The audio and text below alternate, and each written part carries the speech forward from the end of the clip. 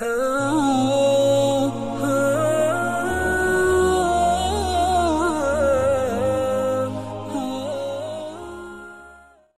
اللہ الرحمن الرحیم۔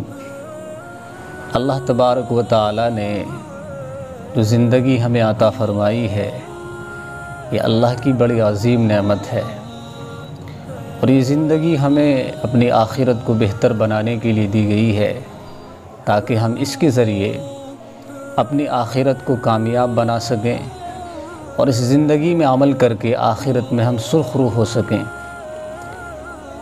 اس لیے زندگی کا ایک ایک لمحہ، ایک ایک وقت، ایک ایک منٹ بڑا قیمتی ہے۔ حضرت علی کرم اللہ وجہہ ارشاد فرماتے ہیں کہ یہ ایام جو ہیں تمہاری عمروں کے صحیفے ہیں، انہیں اچھے اعمال سے مزین کرو، اچھے اعمال کے ذریعے ان کو سنوارو۔ اسی طریقے سے تاجدار مدینہ محمد الرسول اللہ صلی اللہ علیہ وسلم کا ارشاد ہے، من حسن اسلام المرئی ترکہ ما لا یعنیہ۔ انسان کے اسلام کی، اچھے اسلام کی خوبی یہ ہے کہ وہ لا یعنی چیزوں سے بچے، فضول باتوں سے بچے۔ یعنی اچھے مسلمان کی نشانی یہ ہے، اس کی علامت یہ ہے کہ وہ فضول باتوں سے بچتا ہے۔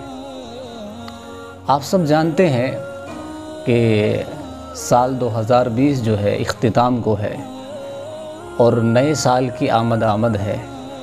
نئے سال کے موقع پر ہماری قوم کن خرافات میں اور کن برائیوں کے اندر ملوث ہوتی ہے، یہ کسی سے ڈھکی چھپی نہیں ہے۔ نئے سال کے موقع پر جشن منانا یہ اسلام کی تعلیم ہے یا نہیں ہے؟ کیا اسلام نے ایسی کوئی تعلیم دی ہے؟ رسول اللہ صلی اللہ علیہ وسلم نے نئے سال کے موقع پر کبھی جشن منایا؟ کیا حضرات صحابہ نے نئے سال کے موقع پر ایک دوسرے کو مبارکباد دی؟ کیا تابعین تابعین نے اس طرح کے جشن منائے؟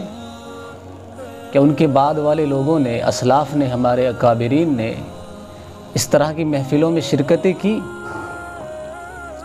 جبکہ اسلام اس وقت طاقت میں تھا، قوت میں تھا اور بڑی شان و شوکت کے ساتھ تھا۔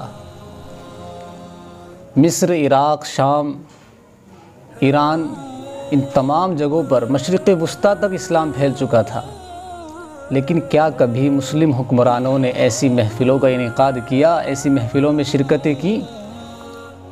تو جواب یہی ملے گا کہ ایسا کبھی نہیں ہوا کہ مسلمانوں نے، اسلاف نے، تابعین نے، تابعین نے، حضرات صحابہ نے نئے سال کے موقع پر، نئے سال کی آمد پر جشن منایا ہو یا کسی طرح کی محفلیں منعقد کی ہوں۔ تو آخر یہ برائی آئی کہاں سے؟ یہ جشن کہاں سے آیا؟ کس قوم کا شعار ہے؟ کس قوم کی علامت ہے؟ کون اس کو مناتا ہے اور کیوں مناتا ہے؟ تحقیق کرنے پر یہ پتہ چلتا ہے کہ نئے سال کے موقع پر جشن منانا یہ عیسائی قوم کا شعار ہے، ان کا قدیمی رواج ہے،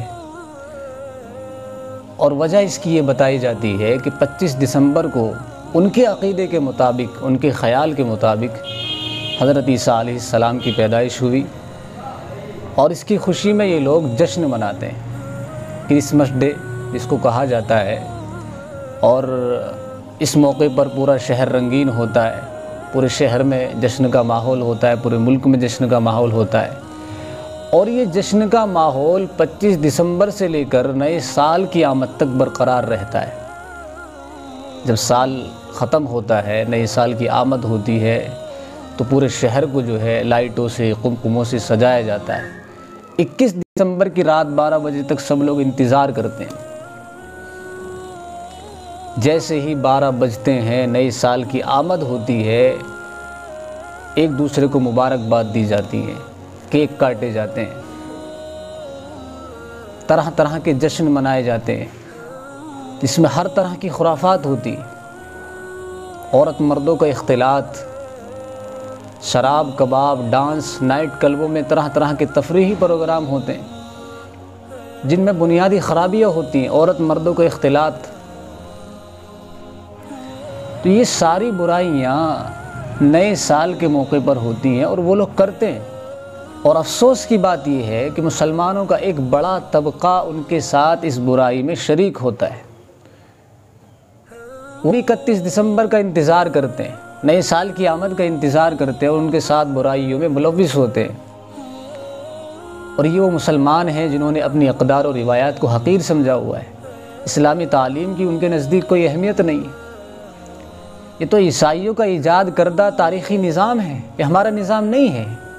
ہمارے پاس تو خود اپنا اسلامی تاریخی قمری نظام ہے جو نبی کریم صلی اللہ علیہ وسلم کی ہجرت سے شروع ہوتا ہے، جس کا سال محرم الحرام سے شروع ہوتا ہے۔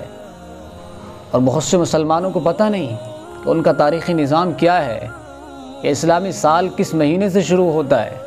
اور جہاں تک خوشی کی بات ہے اس موقع پر، نئے سال کی آمد پر، تو میں سمجھتا ہوں یہ خوشی کا موقع نہیں ہے۔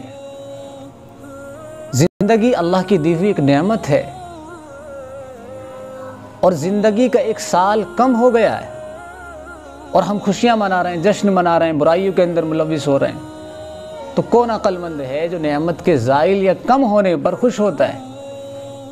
بلکہ یہ تو ہمارے لیے ایک لمحہ فکریہ ہے۔ ہمیں سوچنا چاہیے، اپنی زندگی کا محاسبہ کرنا چاہیے اور غم کا اظہار کرنا چاہیے کہ ہماری زندگی کا ایک سال کم ہو گیا ہے۔ حضرت حسن بصری رحمۃ اللہ علیہ فرماتے ہیں کہ ایام جو ہیں یہ تمہاری زندگی کا حصہ ہیں۔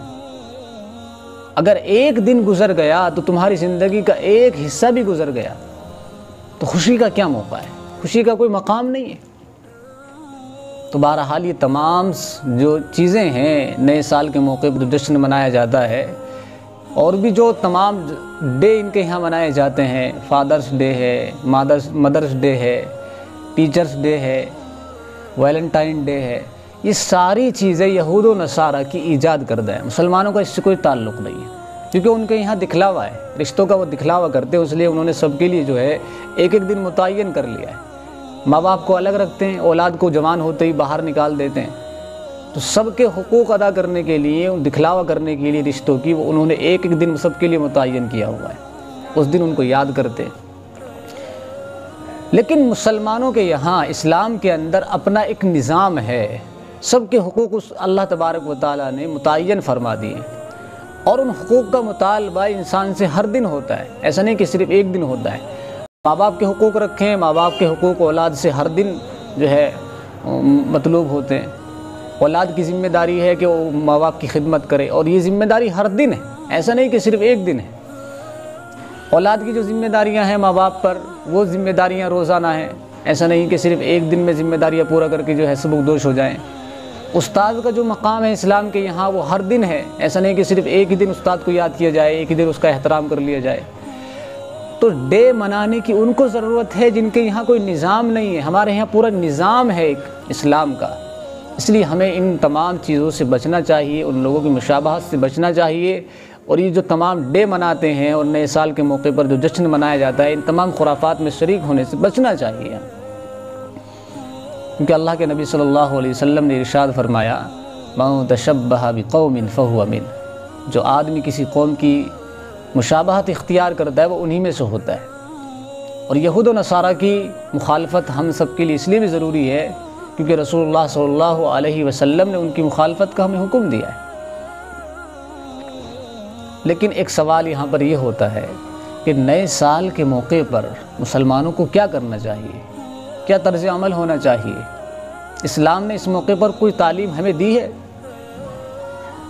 تو صحابہ کی زندگی میں جانے سے، صحابہ کی زندگی کو پڑھنے سے، قرن اولیٰ کے لوگوں کی زندگی کو پڑھنے سے معلوم ہوتا ہے کہ نئے سال کے موقع پر کوئی خاص تعلیم اسلام نے ہمیں نہیں دی ہے۔ بس اتنا ضرور ملتا ہے، حدیث سے ثابت ہے کہ حضرات صحابہ نئے سال کے موقع پر ایک دعا ہے، وہ سیکھتے تھے اور دوسروں کو سکھلاتے تھے، پڑھتے تھے، دوسروں کو بتاتے تھے۔ اللہم ادخلہ علینا بالامن والایمان والسلامت والاسلام ورضوان من الرحمن وجواز من الشیطان، جس کا ترجمہ ہے، اے اللہ اس سال کو ہمارے اوپر امن و ایمان، سلامتی اور اسلام اور اپنی رضا اور شیطان سے پناہ کے ساتھ داخل فرما۔ تو اس دعا کو پڑھنا چاہیے، اور دو کام خاص طور سے کرنے چاہیے اس موقع پر۔ پہلی چیز ہے ماضی کا محاسبہ، جو زندگی ہماری گزر گئی، جو سال گزرا ہے، اس سال میں غور کریں ہم نے کیا کھویا ہے، کیا پایا ہے۔ عبادات، معاملات، معاشرت، اخلاق، حقوق، حلال و حرام، اس تعلق سے غور و فکر کرنی چاہیے۔ ہم نے کتنے کس کے حق ادا کیے ہیں، کتنی عبادات کا ہم نے اہتمام کیا ہے، کتنی کوتاہیاں ہم سے ہوئی ہیں، ہمارے معاملات، معاشرت ہماری کیسی رہی ہے۔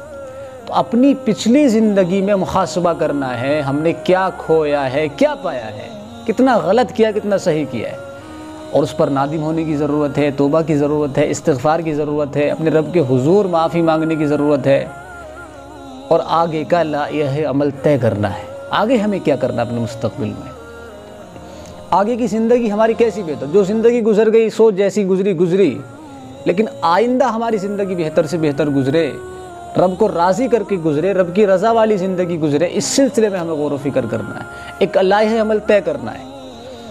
تو یہ دو کام خاص طور سے نئے سال کے موقع پر ہمیں کرنے چاہیے۔ یہی ہمارا اصل پیغام ہے، اسلام کا یہی اصل پیغام ہے کہ جب زندگی کا ایک سال گزر گیا ہے، کم ہو گیا ہے، تو اس موقع پر ہمیں متنبہ ہونا چاہیے، سوچنا چاہیے کہ ہمیں کیا کرنا ہے اس موقع پر، آگے کی زندگی ہماری کیسی بہتر بنے۔